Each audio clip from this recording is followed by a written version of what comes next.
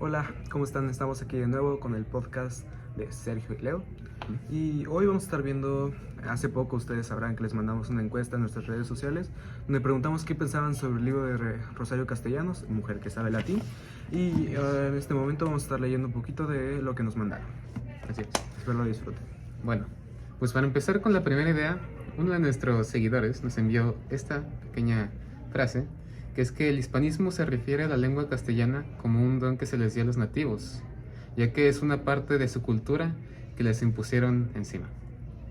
Y pues bueno, yo puedo decir que estoy de acuerdo con esta afirmación, ya que aquí el principio del ensayo de Notas al margen, el lenguaje como instrumento de dominio, pues nos habla un poquito de esa época y cómo el don del lenguaje castellano pues se le podía considerar una herramienta que los elevaría a los nativos a un nivel más parecido al de los españoles, ya que pues en cuanto a la sociedad ellos estaban por encima de los nativos. Y sí, yo creo que el lenguaje ha sido algo muy representativo desde la conquista. Fue algo muy importante desde que llegaron, que empezaron a enseñarles español. Por ejemplo, en el caso de la Malinche, que por el medio del lenguaje fue que logró acercarse a los españoles y de cierta manera ascender un poco, como comenta Castellanos. Así es, y para añadir a eso, pues, aunque puede considerarse un don, pues también hay que tomar en cuenta la perspectiva de los nativos, ya que pudieron haber querido tener este lenguaje castellano, esta parte de su cultura impuesta sobre ellos, ya que ellos ya vivían con su propia cultura. Ok, muy bien, pasamos a la siguiente idea. Esta idea nos la comenta Pedro Ramírez y dice así: el lenguaje se discierne como una herramienta de elevación social. La propiedad con la que se habla era indicadora de la posición en la que uno se encontraba en la sociedad. Entonces aquí hablamos algo muy similar a lo que comentamos anteriormente. Podemos remontarnos a muchos años atrás, donde solo las personas cultas, por ejemplo, podían tener un libro. Las personas que podían leer, que poseían este lenguaje, esta capacidad de entender el lenguaje, se encontraban en un punto más alto, mientras que las personas que no poseían este culto, de cierta manera, estaban en una posición social más baja. Sí, así es, e incluso pues esta habilidad del lenguaje pues tampoco es que se expandiera demasiado, ya que estas personas que se creían de culto pues solo se comunicaban entre ellas. Entonces aquellos como los nativos que poco sabían del castellano pues no podían aprender mucho más con lo que se les brindaba.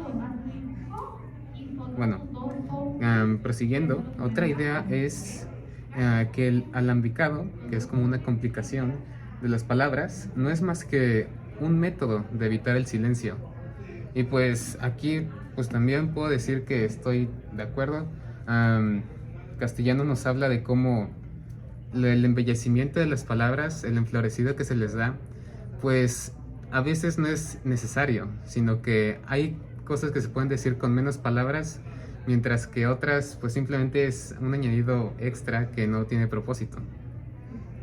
Y pues sí, yo creo que aquí también vemos mucho reflejado esa diferencia entre las sociedades, ya que hoy en día, a pesar de que el lenguaje ya la tiene pues, prácticamente casi todas las personas, como quiera sigue existiendo esa división donde las personas que usan esas palabras que igual pueden llegar hasta sobrar, como quiera siguen marcando un poco de esa diferencia social, ya que pues, el lenguaje, si lo comparamos entre un grupo social a otro, puede llegar a ser muy diferente. Sí, es importante el uso de las palabras, porque es ese uso que pues las distingue como útiles. Muy bien, continuamos a la siguiente y última cita.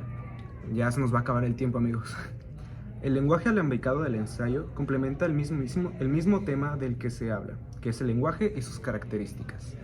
Entonces, aquí podemos ver de primera mano cómo la escritora del libro usa todas sus ideas que nos está mostrando en el ensayo mientras escribe este mismo ensayo, ya que el lenguaje que usa es muy adornado, usa palabras que no son para nada comunes, mientras habla de cómo las palabras pueden ser limpiadas usando este tipo de lenguaje que con el tiempo ya han sido desgastadas. Así es, y la verdad es una forma muy práctica de demostrarlo en el ensayo en sí.